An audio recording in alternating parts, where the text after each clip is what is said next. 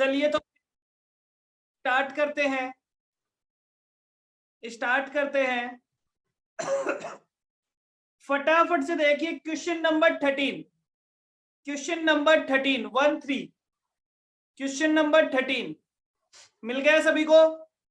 Sheet number 1 का question number 13 बेटा, sheet number 1 का क्वेश्चन नंबर 13।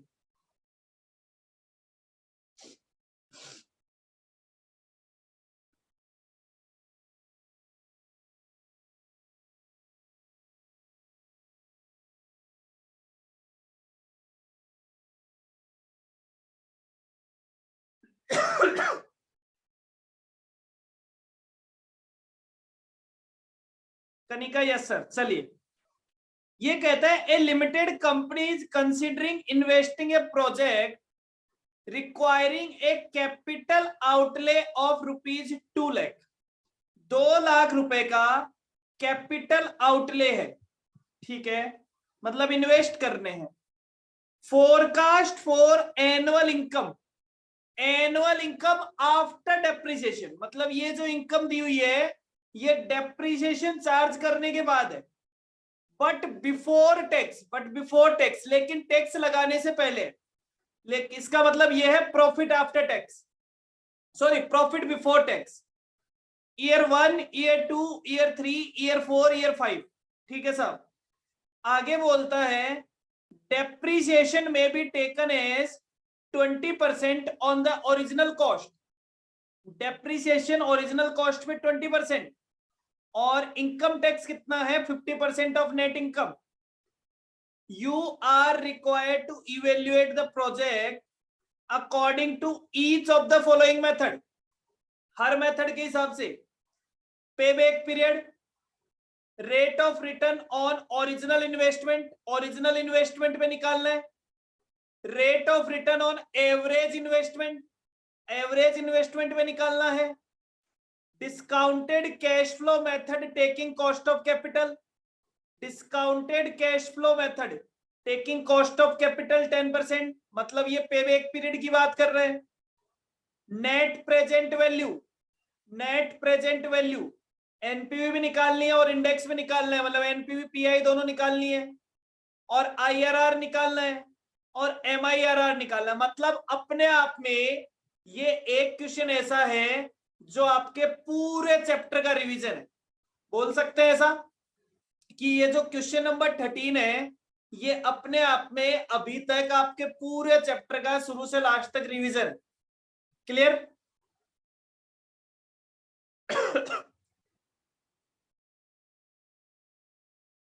चलिए स्टार्ट करते हैं बेटा। Question number 13, question number 13 start करते हैं।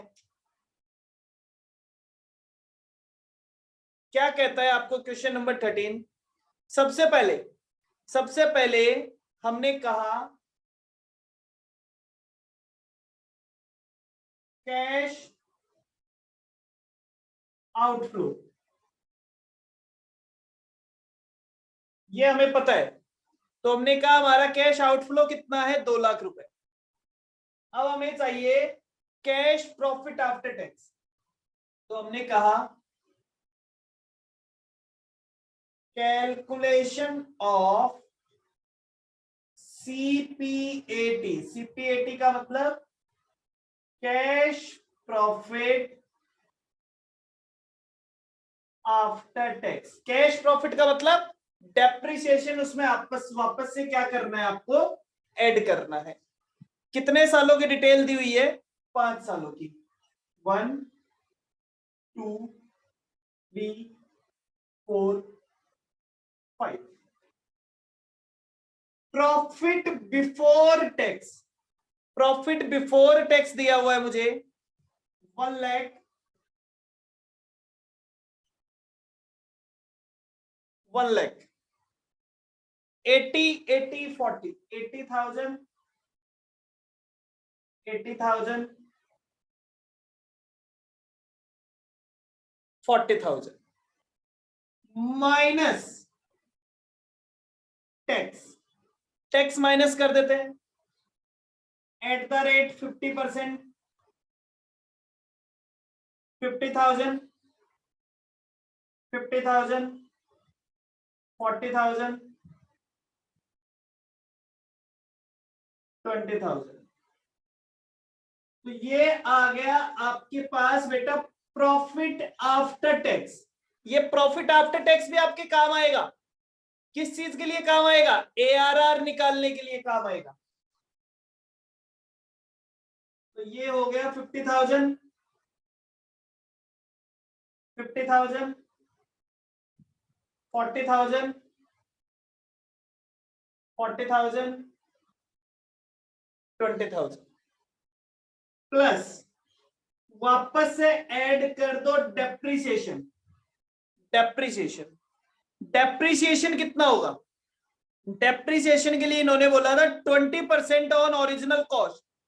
ओरिजिनल कॉस्ट है 2 लाख, 2 लाख का 20% 40,000, 40,000, 40,000, 40,000, 40,000।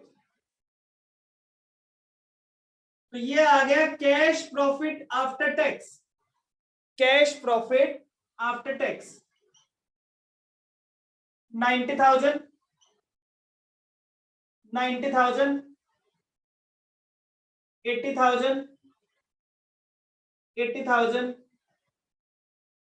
और 60,000।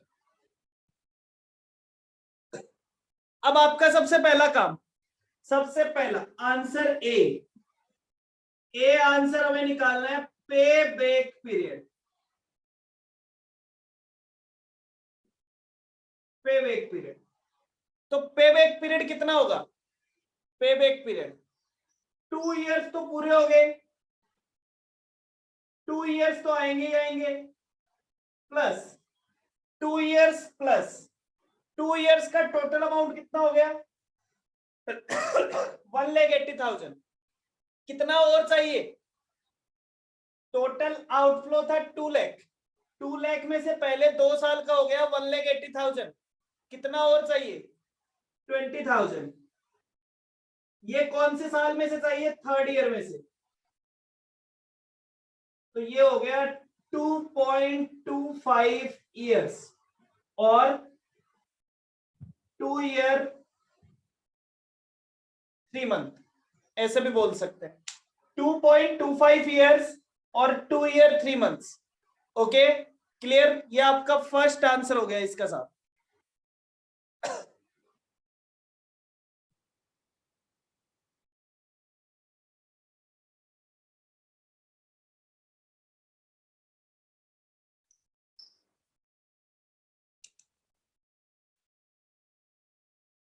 B point, B point rate of return on original investment.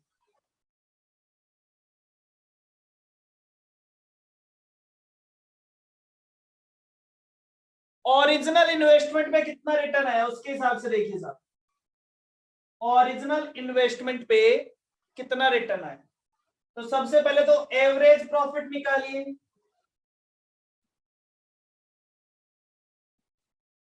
Ninety plus 90 180, 260, 340, 4 lakh. 4 lakh divided by 5, 80,000। तो फिर रिटर्न 80,000, ओरिजिनल इन्वेस्टमेंट था 2 lakh rupees, multiplied by 100।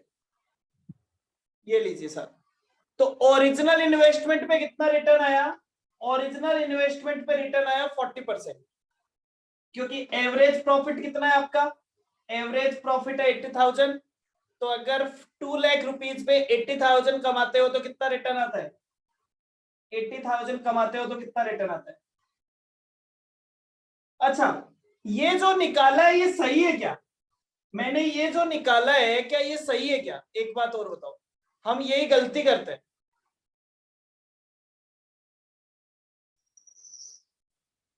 Check करके बताओ क्या ये जो आंसर लिखा है ये सही है क्या? सभी ये गलती करते हैं, ये गलती सभी लोग करते हैं,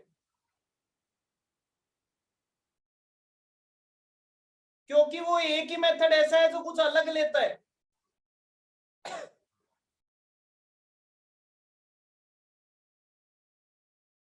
बेटा प्रॉफिट ये वाला नहीं आता, प्रॉफिट ये वाला आता है। एक बात हमेशा ध्यान रखें, ARR में CPAT नहीं आता, PAT आता है। ARR में CPAT नहीं आता, PAT आता है, बहुत ध्यान रखना होता है। ये वाला टोटल लगाइए, 50 50 40 40 40 40 40 20, तो ये अमाउंट हो जाएगा 2 लाख प्रॉफिट आफ्टर टैक्स। तो ये अमाउंट हो जाएगा 40,000, ये भी हो जाएगा 40,000, तो ये हो जाएगा 20%। क्लियर? अरे 20% डेप्रिसिएशन चला गया, 20% डेप्रिसिएशन चला गया। अकाउंट्स में डेप्रिसिएशन को काउंट किया जाता है। क्लियर? ये आपके ए और बी पॉइंट के आंसर है। याद रह जाएगा ना ये वाला पॉइंट, प्रॉफिट वाला। देखो मैं वो चीजें आपको याद करा रहा हूं जो इस चैप्टर में अलग अलग जगह आती है, जहां पे हम कंफ्यूज हो सकते हैं, बाकी कोई ऐसी चीजें नहीं है जहां पे कंफ्यूज हो जाए। क्लियर है यहां तक, बी पॉइंट तक?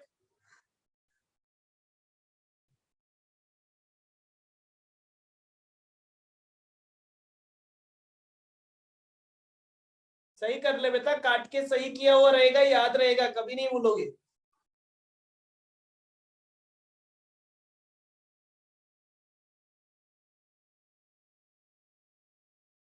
आगे बढ़े।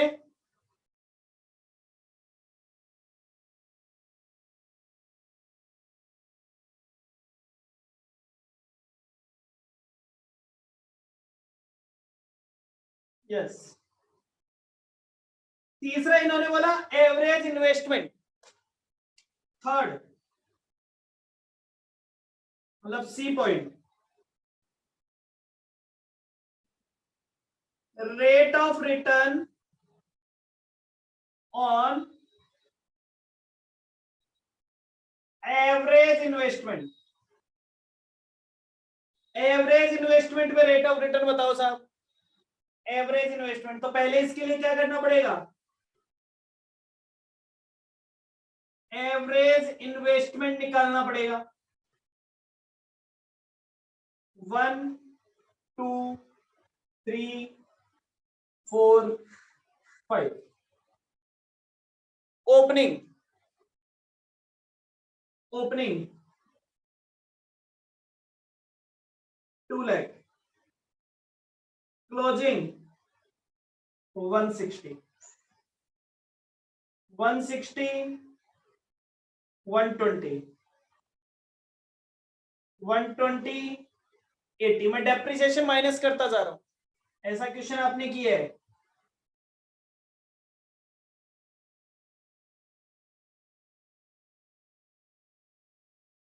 तो average,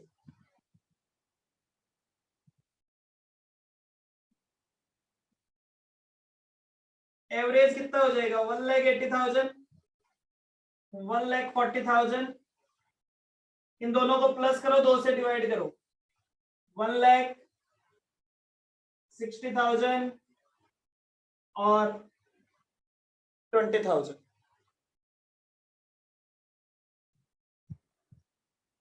average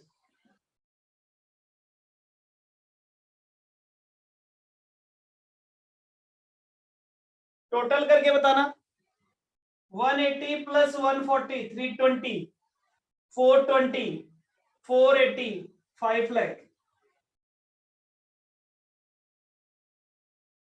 divided by 2, sorry divided by 5, 5 lakh divided by 5, 1 lakh. Rate of return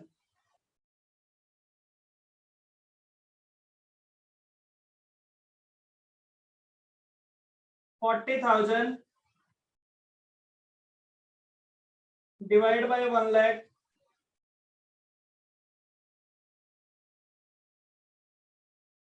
ये लो सर,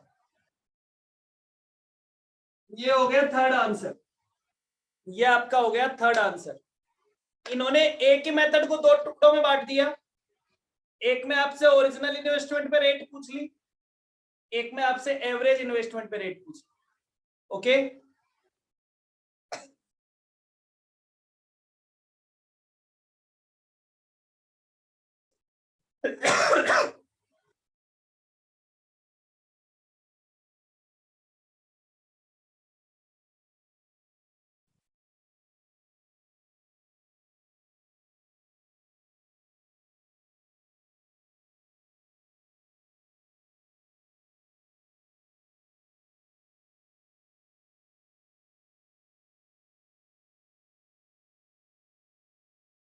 हाँ जी, हटा दू third.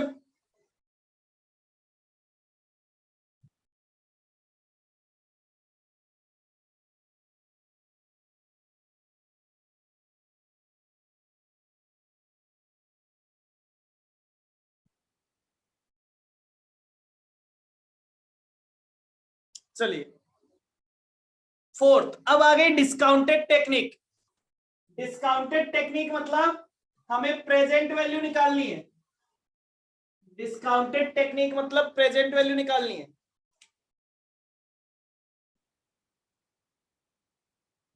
Calculation of present value of cash inflow year, cash inflow, PV factor और प्रेजेंट वैल्यू 1 2 3 4 5। पहले साल का कैश इनफ्लो 90,000, दूसरे साल का 90,000, तीसरे साल का 80,000, फोर्थ ईयर का 80,000, फिफ्थ ईयर का 60,000। पीवी फैक्टर, पीवी फैक्टर कौन सी रेट पे लिखने हैं? पीवी फैक्टर लिखने हैं 10% के। 10% के पीवी फैक्टर सबसे इजी होते हैं। 0.909, 826, 751, 683, 621। प्रेजेंट वैल्यू बता दीजिए।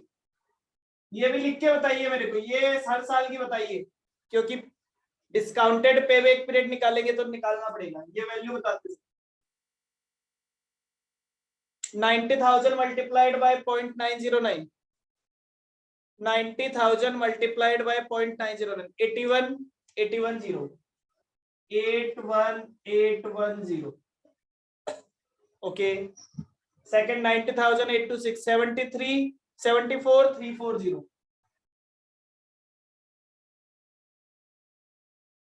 74, 340। Okay, 751, 60,000, 80, 80,000 multiplied by 65,590, 67,590, 36, 37, 200, 37,260, 37,260। यही आ रहा है, मैंने तो गैस लगाया।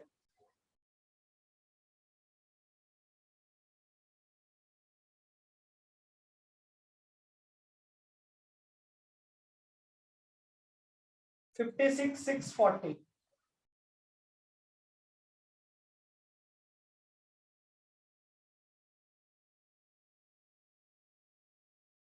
ये वाला गलत है क्या?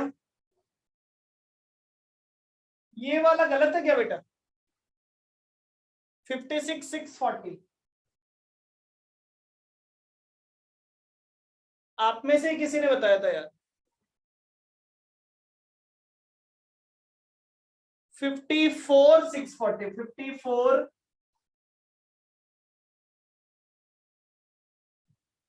54,640। और लास्ट ईयर वाला बता दो, लास्ट ईयर वाला और बता दो।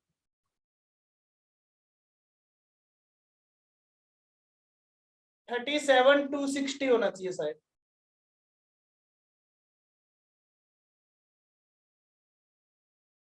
37,260 टोटल। चलिए सर, खत्म।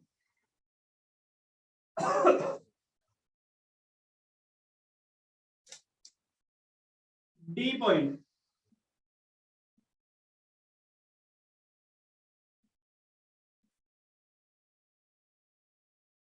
Discounted payback period, discounted payback period. Total लगा लें इसका, टोटल बता दें, अगले अगले क्वेश्चन में काम आएगा।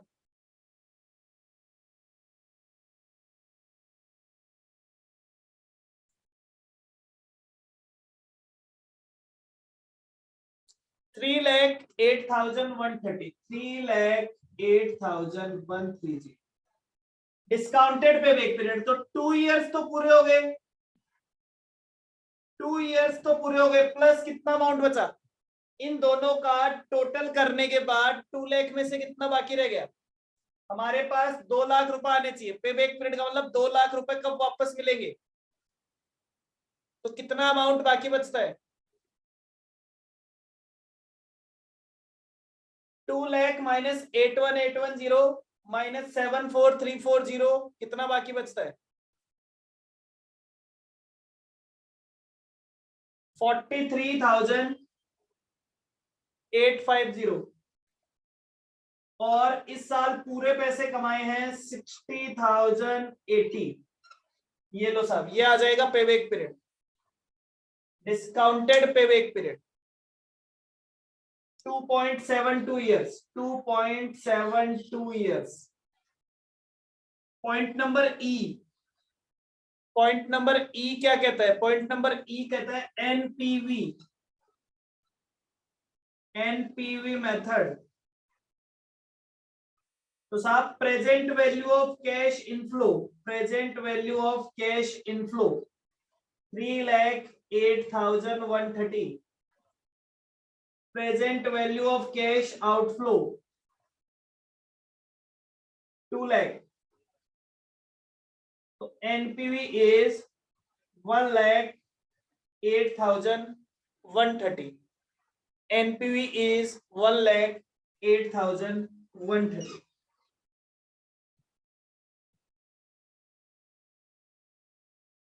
प्रॉफिटेबिलिटी इंडेक्स, प्रॉफिटेबिलिटी इंडेक्स में निकाल दो, 3,08,130 divided by 2 lakh, 3,08,130 divided by 2 lakh.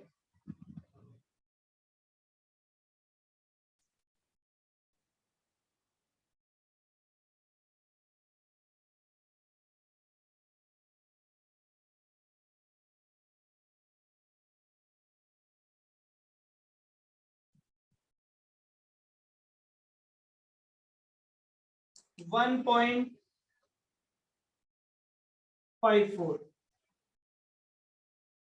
ये लो साहब, तो ये हो गए हमारे नेक्स्ट 2 मेथड्स, 3 मेथड जिसको हमने पेबैक पीरियड बोला, एनपीवी बोला और प्रॉफिटेबिलिटी इंडेक्स बोल दिया।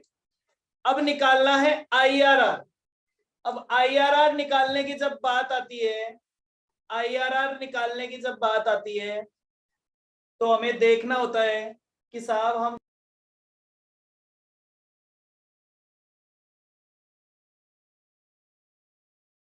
10% तो ले रखा है, आपने 10% से डिस्काउंट किया तो कितना अमाउंट आया, 10% से डिस्काउंट किया तो आ गया 3,08,130। अब दोबारा कितने से करके देखना चाहेंगे, अब आप दोबारा कितने से करके देखना चाहेंगे, इसको हटा देता हूं,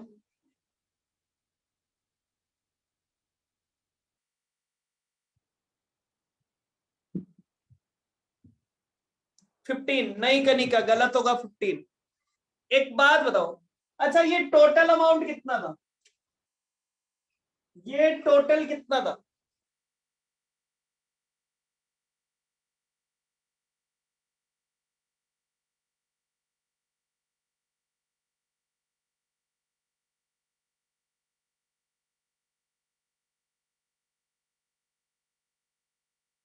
फोर लैख। अब आप देखिए, आपने, मैं आपको तरीका बता रहा हूं, 4 लाख से आपने डिस्काउंट करना चालू किया 10% की रेट, 10% की रेट पे, तो आप कितने पे पहुंचे? आप पहुंचे 3,08,000 पे। मतलब रफली रफली बोले तो 92,000 रुपीज कम हुए। और आपको कितने करने हैं? आपको 4 लाख से पहुंचना है 2 लाख पे। आपको 4 लाख से पहुंचना है 2 लाख पे। तो इसका मतलब आपको लगभग रफली 2 लाख रुपए कम करने हैं। तो क्या केवल 5% रेट बढ़ाने से काम हो जाएगा? नहीं होगा। कम से कम आपको ट्राई करना चाहिए 20% लेके। कम से कम आपको ट्राई करना चाहिए 20% लेके, क्योंकि 20 के आसपास, 20 से पहले तो आएगा ही नहीं, बाद में ही आएगा, लेकिन 20 के आसपास लेके रेट चेक कर सकते हैं। सही है।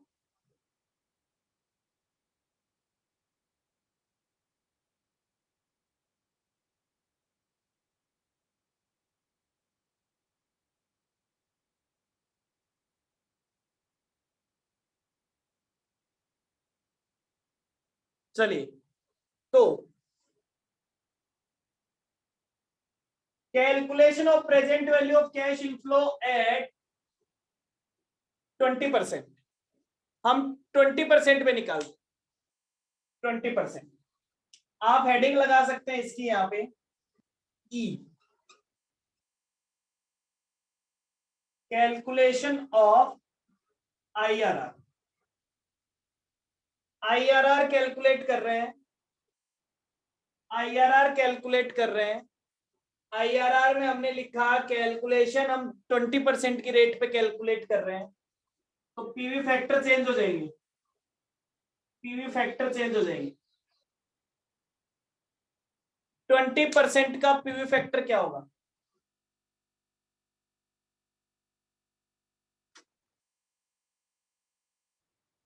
1/1.20, 833,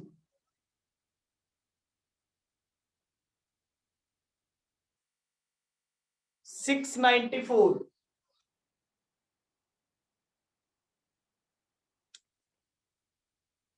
579,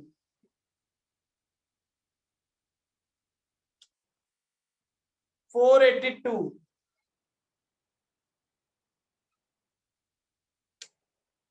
402।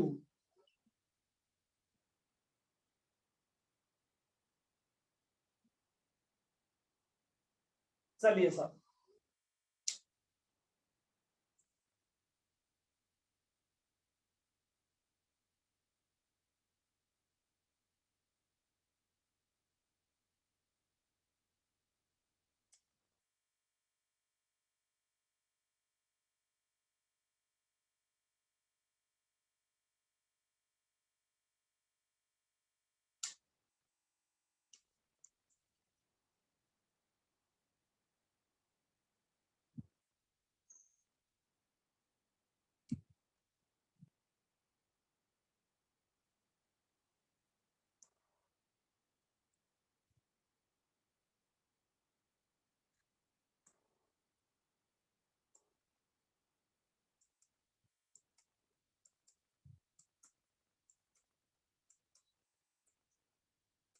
टोटल 246,290, 246,290,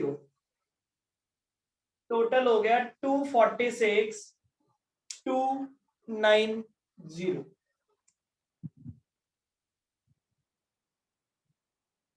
चलिए साहब, अब देखो, आपने रेट को 10% और बढ़ा दिया, तो भी वैल्यू कहां तक पहुंची? 246,290। ये चेक कर लिया ना बेटा, 246। बेहतर।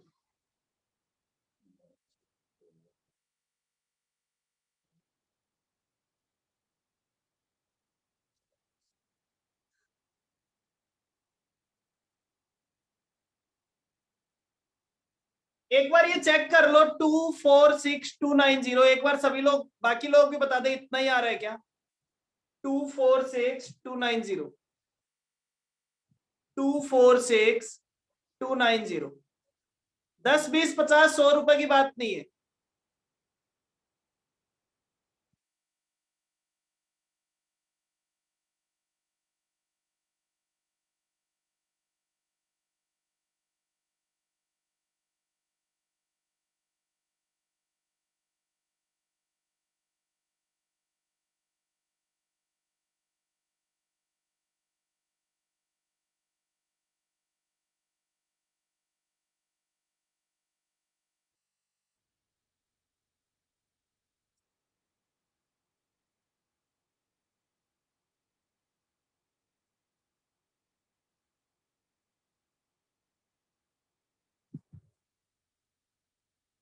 Priyanshi,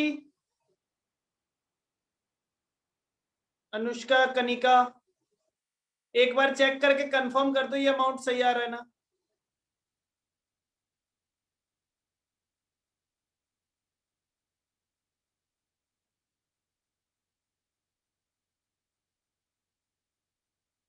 yes sir, okay done. चलिए अब एक और निकालते हैं, एक और निकालते हैं, लेकिन मुझे देख के लग रहा है 25 से भी काम चलेगा नहीं। नेक्स्ट रेट क्या लेनी है? कम से कम 25 तो लेनी लेनी है। नेक्स्ट रेट कम से कम 25 तो लेनी लेनी है। 25 से भी काम चलेगा नहीं, 25 तो कम से कम लेनी है। आप चाहो तो सेफ साइड पे 30% भी ले सकते हो, सेफ साइड पे 30% भी ले सकते हो। 25 से टोटल कितना आ रहा है? 25 से आ रहा है 222। तो अब ये आपने रफ में निकाल लिया। देखो तरीका क्या होता है, 25 आपने रफ में निकाल के देखा, 25 से वैल्यू कितनी आई? 222। आपको पता है बहुत डिफरेंस है। अब उसको काट दीजिए, कोई काम का नहीं है, आपके दिखाने की भी जरूरत नहीं है। आपको फेयर आंसर में केवल दो ही रेट दिखानी है, फेयर आंसर में केवल दो का ही दिखाना है। 30% लेके चेक कीजिए, 30% लेके चेक कीजिए, 30%, 30%। ये तो ले लिया, ये एक का आपने एक्स्ट्रा भी दिखा दिया, कोई फर्क नहीं पड़ता। 30%,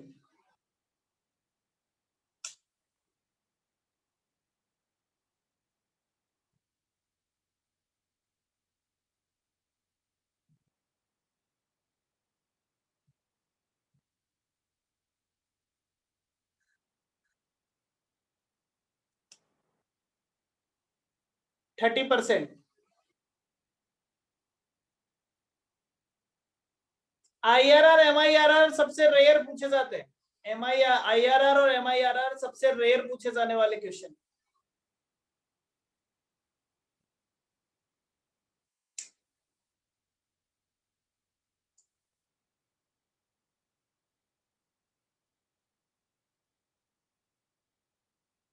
चलिए कितना है 30% पे?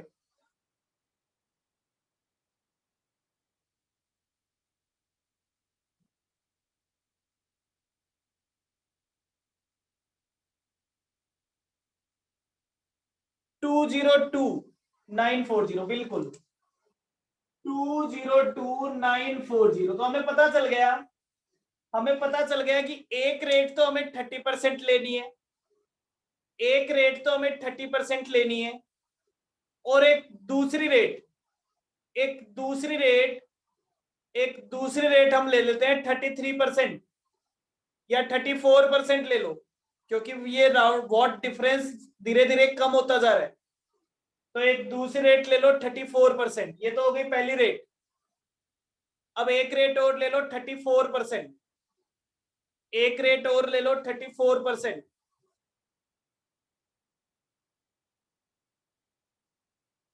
होने को 33 से भी आ जाएगा, 32 पे भी आ जाना चाहिए शायद, लेकिन हम थोड़ा सा एक्स्ट्रा ले ले तो कोई फर्क नहीं पड़ेगा।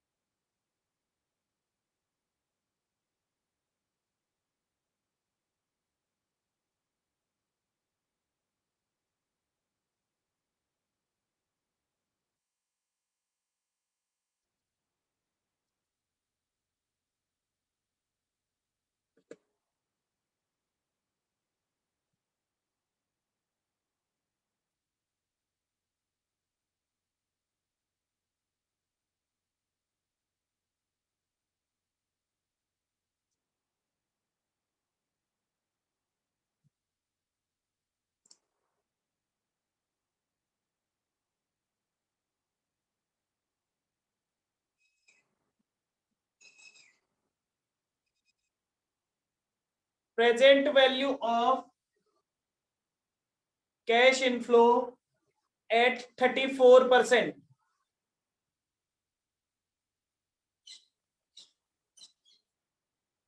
आपको ऐसे ही निकालना है पूरा 34 का भी, सेम कैलकुलेशन शो करनी है।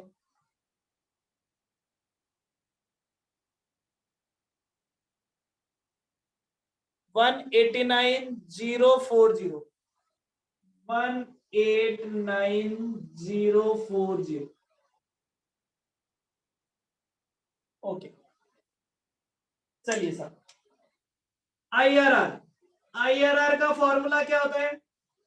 आईआरआर का फॉर्मूला होता है लोअर डिस्काउंट रेट। आईआरआर का फॉर्मूला होता है lower discount rate. Lower discount rate मतलब 30%, मतलब 30 plus plus NPV at lower discount rate. NPV at lower discount rate. Lower discount rate पे एनपीवी कितना था? लोअर डिस्काउंट रेट पे एनपीवी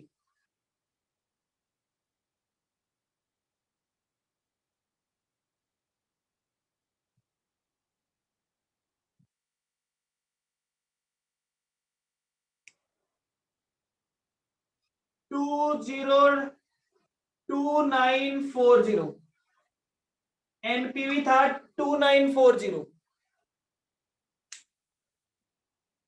2940 और हायर डिस्काउंट रेट पे एनपीवी कितना है? 2 लाख में से इसको माइनस करो, इसमें से 2 लाख को माइनस करेंगे तो ये हो जाएगा 10,960। Sorry, 2940 minus 10,960। क्लियर है? मल्टीप्लाइड बाय 34 माइनस 30, यही फॉर्मूला होता है मेरा। लोअर डिस्काउंट रेट का एनपीवी, लोअर डिस्काउंट रेट का NPV minus higher discount rate का एनपीवी, ये वाला। Clear?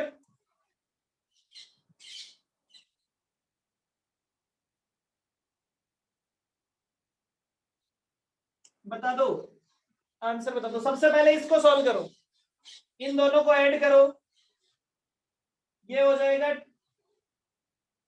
13,900। 2940 divided by 13,900 multiplied by 4 plus 30।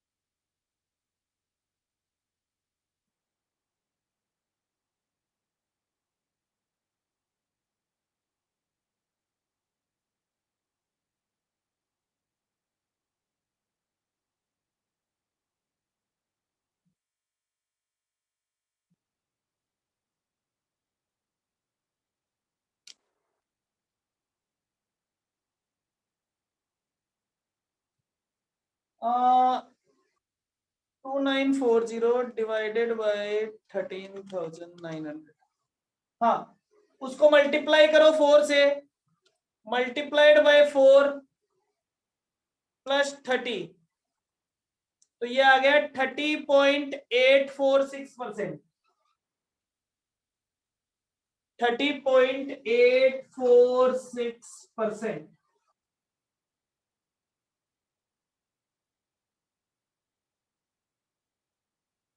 IRR. Clear है? हाँ भाई, अब बता दो, क्या किसी को आईआरआर निकालने में कोई दिक्कत है?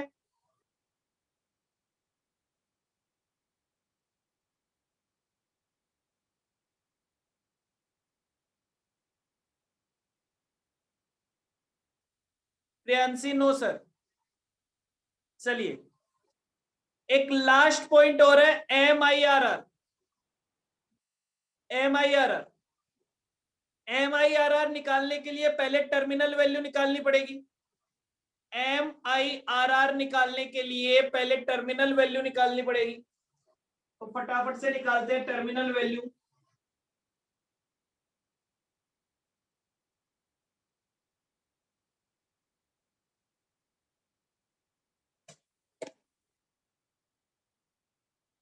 एक सेकेंड,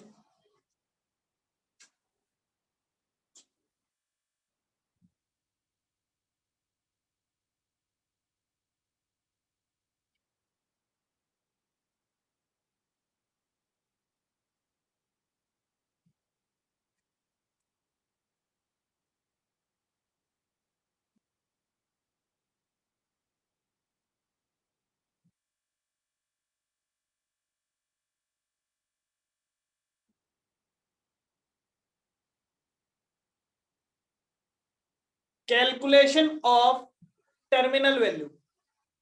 तो हर साल का पैसा दोबारा इन्वेस्ट होता जाएगा, हर साल का पैसा दोबारा इन्वेस्ट होता जाएगा। ईयर 1 2 3 4 5, 1 2 3 4 5, कौन सी रेट पे इन्वेस्ट होगा जल्दी से बताइए, कौन सी रेट पे इन्वेस्ट होगा?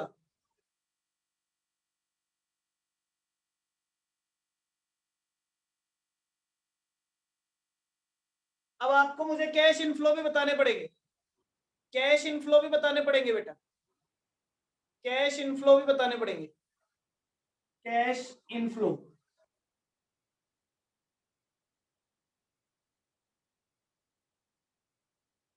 10% पे, वेरी गुड, बिल्कुल सही है। फटाफट से कैश इनफ्लो बता दो, 5 सालों के कैश इनफ्लो, जल्दी जल्दी। पहले साल का सर 90,000 था, 90,000, 90,000,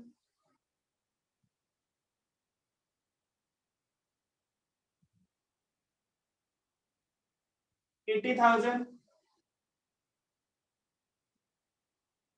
80,000, और लास्ट ईयर में चेंज था 60,000। ये 4 साल के लिए इन्वेस्ट होगा, ये 3 साल के लिए, 2 साल के लिए, 1 साल के लिए, ये 0, इसको बोल देते हैं पीरियड। और ये आ जाएगी टर्मिनल वैल्यू, टर्मिनल वैल्यू।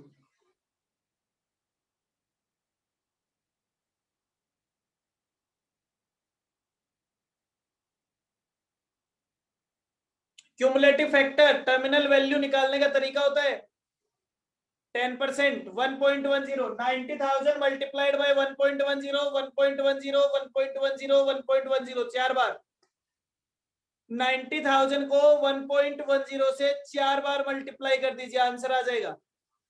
यहाँ पे 3 बार करना है, यहाँ पे 2 बार करना है, यहाँ पे 1 बार करना है।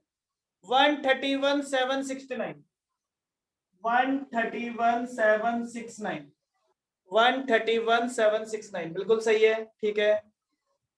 119,790, 119,790, 119,790, 96,800, 96,800, ये हो गया 88,000, ये रह गया 60,000, ये आ जाएगी terminal value, terminal value 496,359, 496,359, 496,359। MIRR, MIRR, MIRR कहता है terminal value divided by 2 lakh 1/5 -1।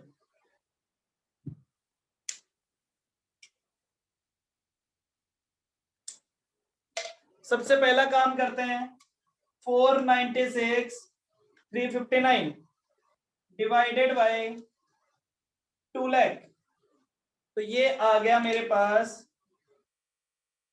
2.481795।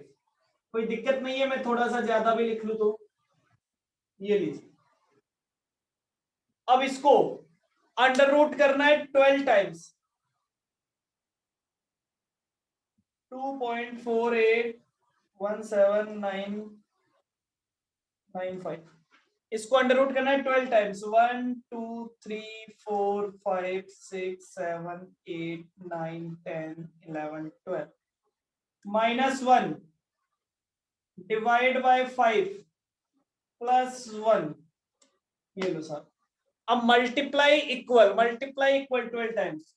1 2 3 4 5 6 7 8 9 10 11 12। तो ये मेरा आ गया 1.1993। 1.1993 8 -1 तो 0.19.938 और से 19.94%। 19.94%। ये लो सर, ये आपका हो गया MIRR। क्लियर है? यही आ रहा है क्या सभी का? चेक कर लेना।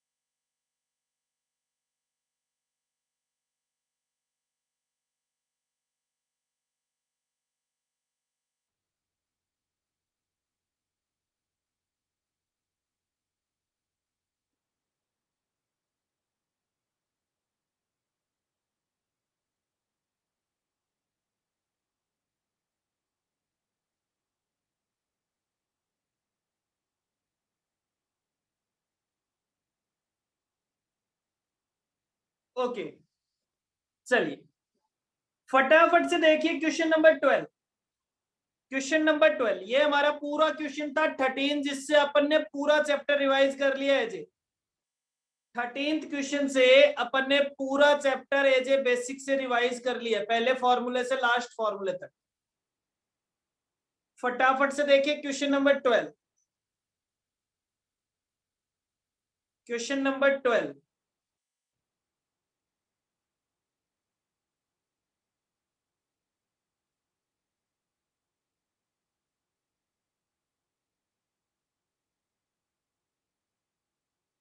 मिल गया सभी को? क्वेश्चन नंबर 12,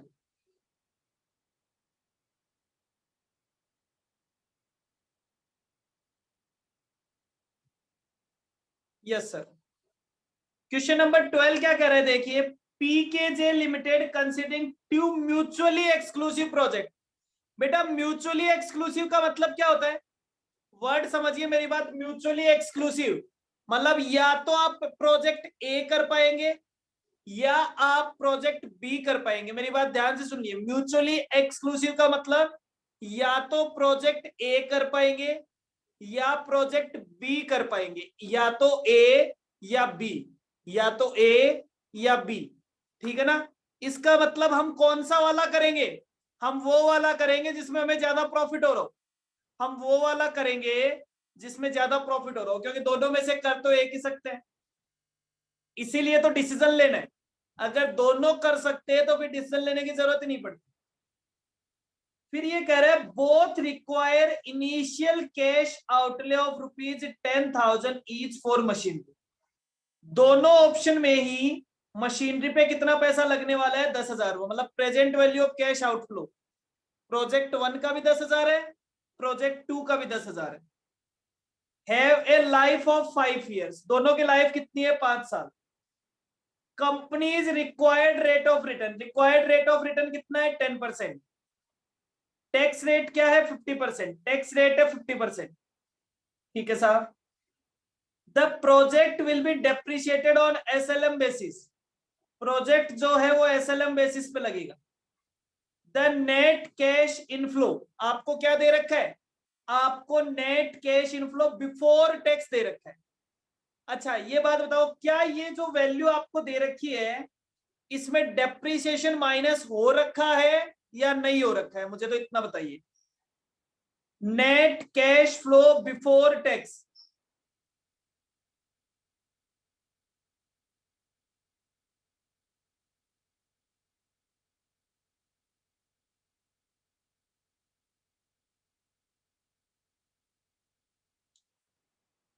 ये जो 4,000 माइनस नहीं है, माइनस नहीं है। कनिका बिल्कुल सही कह रही है, माइनस नहीं है। बड़े बेटा वर्ड क्या लिख रखा है?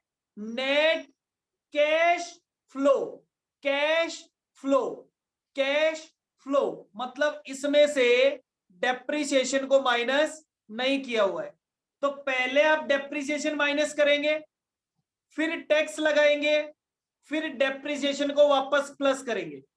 पहले डेप्रिसिएशन माइनस करेंगे, फिर टैक्स लगाएंगे, फिर डेप्रिसिएशन को वापस प्लस करेंगे। तो आपके पास क्या आएगा? Cash profit after tax. Okay clear? Depreciation कितना होगा? डेप्रिसिएशन होगा 10,000 रुपए का प्रोजेक्ट है, 5 साल की लाइफ है, एसएलएम बेसिस से लगाया जाता है, तो 2,000 रुपीज पर ईयर हो गया। ओके पीवी फैक्टर आपको दे रखा है, पीवी फैक्टर आपको दे रखा है। आपको निकालना है पेबैक पीरियड, एनपीवी और प्रॉफिटेबिलिटी इंडेक्स। पेबैक पीरियड, अब आप पेबैक पीरियड दोनों निकाल के बता देंगे। देखो यहाँ पे पेबैक पीरियड में क्लियरिटी नहीं है, साथ में डिस्काउंट रेट भी दे रखी है, तो आप दोनों पेबैक पीरियड बता देना। सर क्या जरूरत है? मैंने कहा बेटा मेहनत तो लगेगी नहीं, एनपीवी तो निकालना ही है। अगर एनपीवी निकालना है मतलब प्रेजेंट वैल्यू तो निकालनी है, एनपीवी निकालना है मतलब प्रेजेंट वैल्यू तो निकालनी है। तो जब प्रेजेंट वैल्यू निकाल रखी होगी तब तो payback period, discounted payback period निकालने में कोई जोर नहीं आएगा। क्लियर? तो ये क्वेश्चन कर सकते हैं। क्वेश्चन नंबर 12 आप आराम से, क्वेश्चन नंबर 12 मेरे अकॉर्डिंग आप एकदम आराम से कर सकते हैं।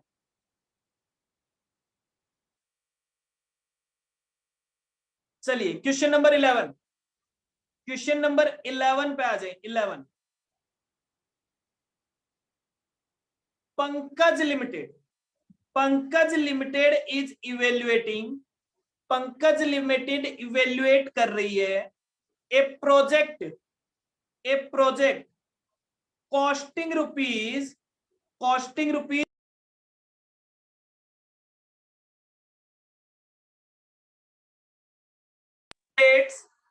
Project rate saving of 2.95 lakh per annum to परपीचुटी, परपीचुटी। ये क्या कह रहे हैं कि साहब इस प्रोजेक्ट से आपको क्या मिलेगा? 2.95 लाख मिलेगा, हमेशा, हमेशा मिलता जाएगा।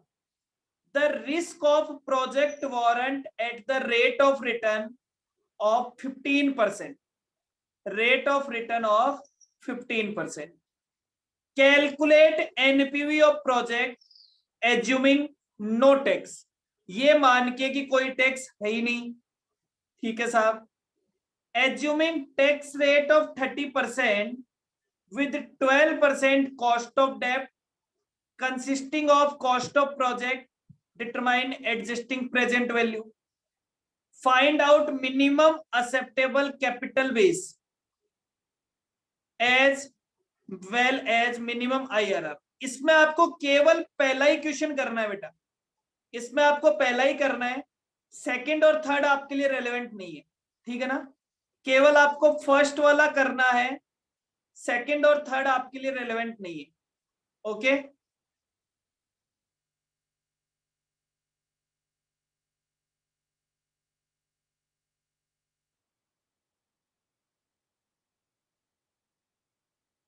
केवल फर्स्ट ऑप्शन ही करना है, सेकंड और थर्ड नॉट रेलेवेंट, काट देना। फर्स्ट वाला ऑप्शन कर सकते हैं आप आराम से। सर कैसे करेंगे, हमें तो पता ही नहीं प्रेजेंट वैल्यू कितने टाइम की निकालनी है। तो बेटा एक नोट लिख लें, एक नोट लिख लें।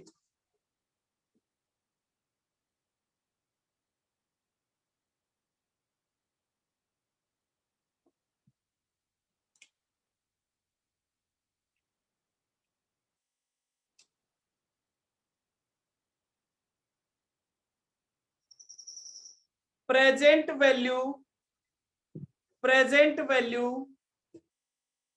ऑफ परपीचुटी।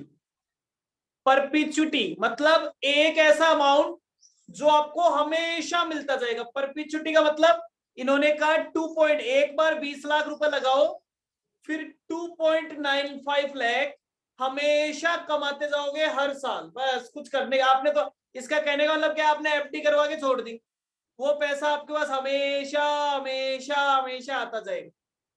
तो उसकी प्रेजेंट वैल्यू कैसे निकालते हैं, उसकी प्रेजेंट वैल्यू निकालते हैं cash inflow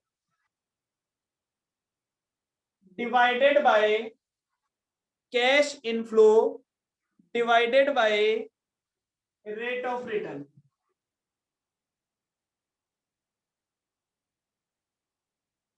2.95 lakh divided by 15%।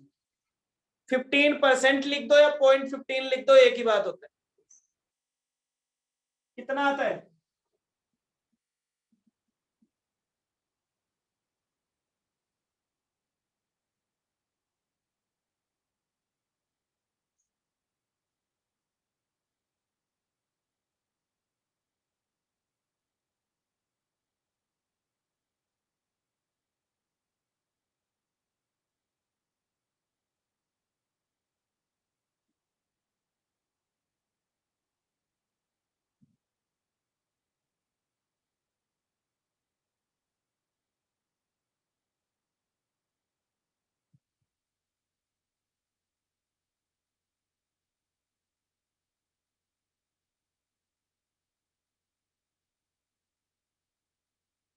2.95 ये फॉर्मूला होता है परपिचुटी का।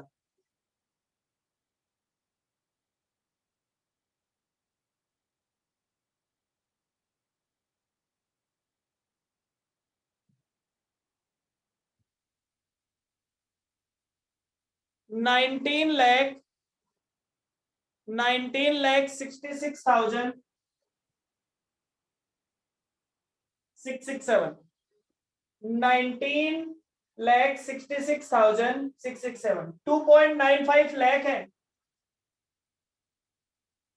2.95 लाख है। तो एनपीवी कितनी होगी, 19,66,667 माइनस 20 लाख।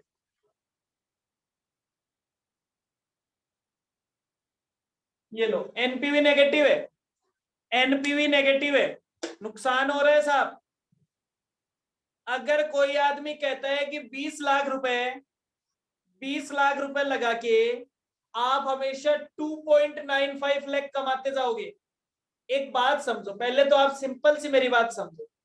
अगर 20 लाख रुपए इन्वेस्ट करता हूं तो 20 लाख रुपए 15% पे एक साल बाद कितने होने चाहिए, 20 लाख रुपए पे पहले साल का इंटरेस्ट कितना आना चाहिए, अगर 15% की रेट है तो।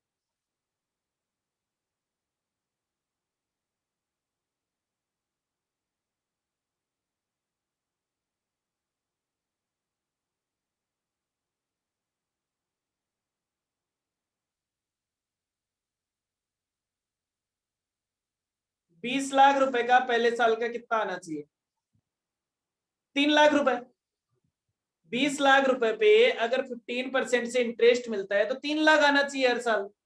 आपके पास आ कितना रहा है 2.95 लाख। तो समझ में आ रहा है ना नुकसान हो रहा है। तो पूरी लाइफ में कितना नुकसान हो रहा है तो निकाल लो। पूरी लाइफ में जो पैसा आएगा उसकी प्रेजेंट वैल्यू इतनी होगी। आप ऐसा भी कह सकते हो हर साल 5,000 रुपए का नुकसान होने वाला है पूरी लाइफ। तो कितना नुकसान होएगा टोटल, बात वही आएगी।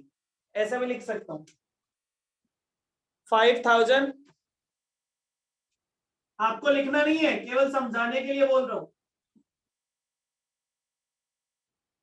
ये भी सेम ही अमाउंट आता है।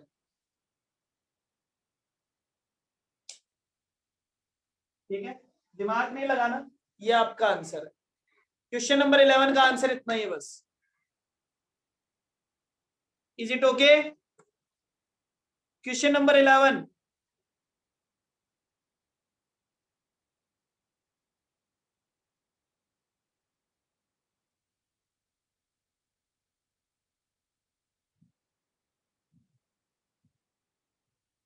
Yes sir. चलिए बेटा क्वेश्चन नंबर 10 और देखते हैं। Question number 10। Question number 10।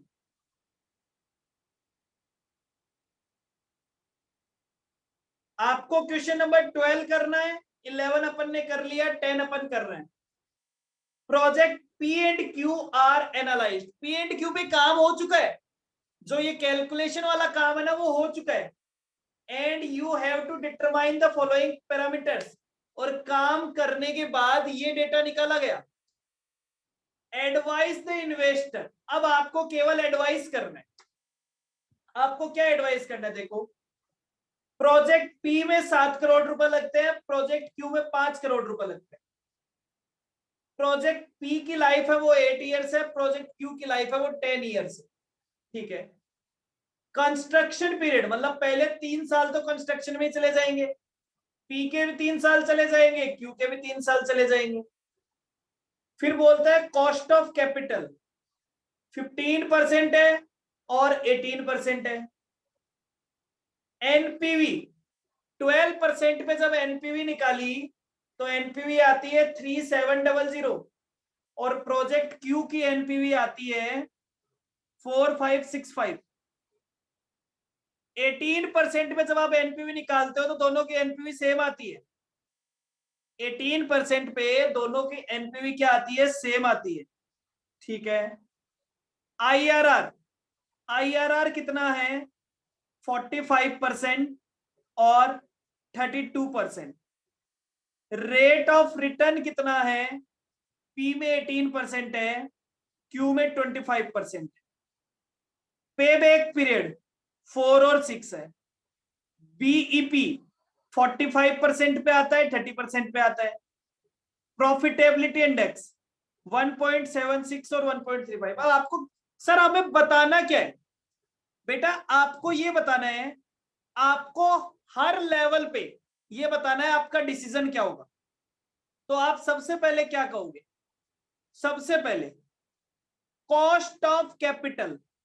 Cost of capital, तो आपको अगर कॉस्ट ऑफ कैपिटल की बात करें तो कॉस्ट ऑफ कैपिटल में आपको कौन सा प्रोडक्ट चूज करना चाहिए, जिसकी कॉस्ट ऑफ कैपिटल कम हो वो वाला या कॉस्ट ऑफ कैपिटल ज्यादा हो वो वाला।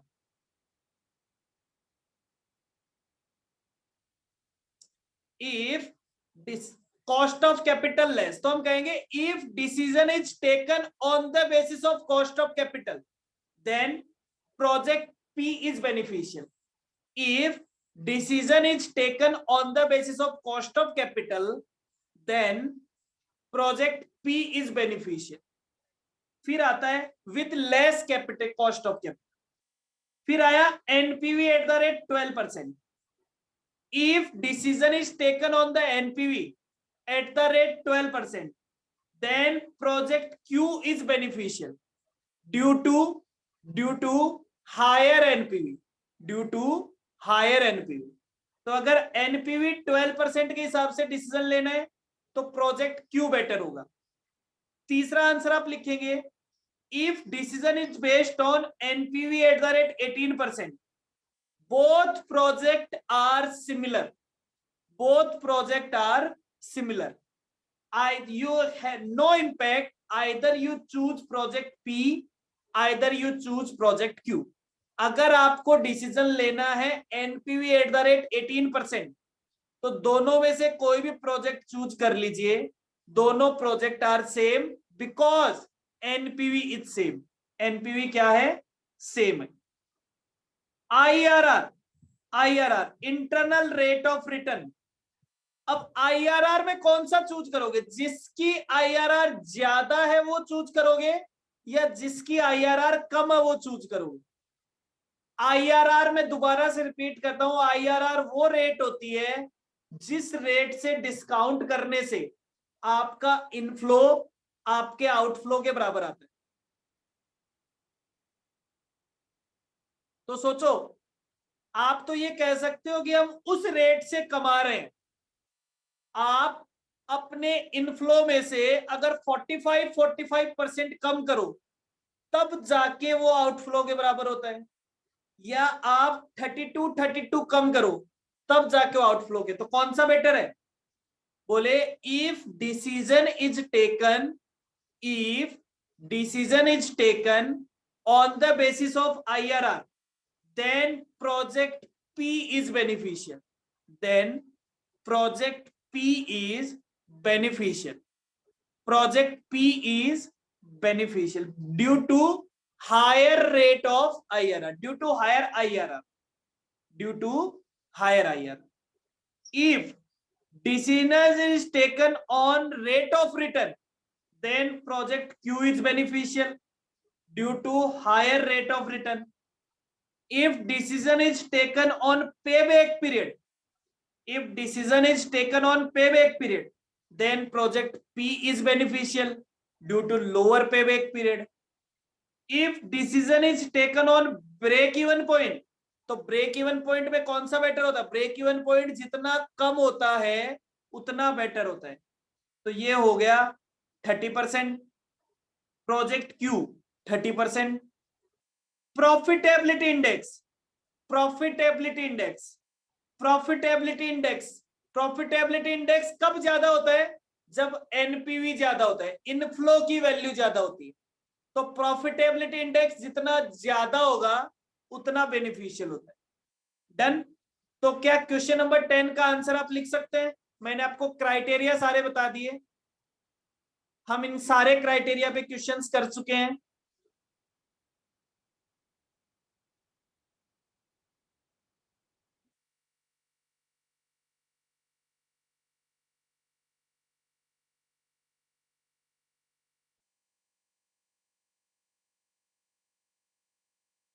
चलिए, तो इतना करने के बाद एक आप क्वेश्चन ट्राई करेंगे. क्वेश्चन नंबर 9, क्वेश्चन नंबर 9 आप ट्राई करेंगे. तो आज का देखिए आपका काम क्या है. क्वेश्चन नंबर 10 का आंसर लिखना पूरा. आज का होमवर्क क्या है? होमवर्क की अगर मैं बात करूं तो क्वेश्चन नंबर 10 का आंसर आपको राइट करना है. क्वेश्चन नंबर 12 आपको कैलकुलेट करना है, और क्वेश्चन नंबर 9 आपको ट्राई करना है. ठीक है. फिर हमारे बचे 5, 6, 7 और 8. ये जो 4 क्वेश्चन है, ये 4 क्वेश्चन आप डेली एक एक क्वेश्चन अगले 4 दिन तक हम डेली एक एक क्वेश्चन आप ट्राई करेंगे. हम कल ये देखने के बाद इसमें आपकी कोई प्रॉब्लम रहती है 9th में, कल से हम एक नया चैप्टर चालू करेंगे और इसके क्वेश्चन हम डेली एक एक करते रहेंगे. ठीक है ना. इसका हम डेली एक एक क्वेश्चन आप ट्राई करते रहोगे. जो भी प्रॉब्लम होगी वो मैं बताऊंगा. ठीक है. और कल से हम एक नया चैप्टर चालू करेंगे. Done.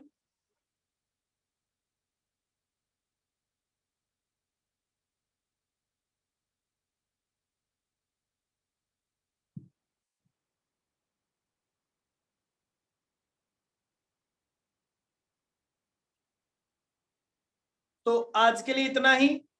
Bye bye. Take care. Thank you so much.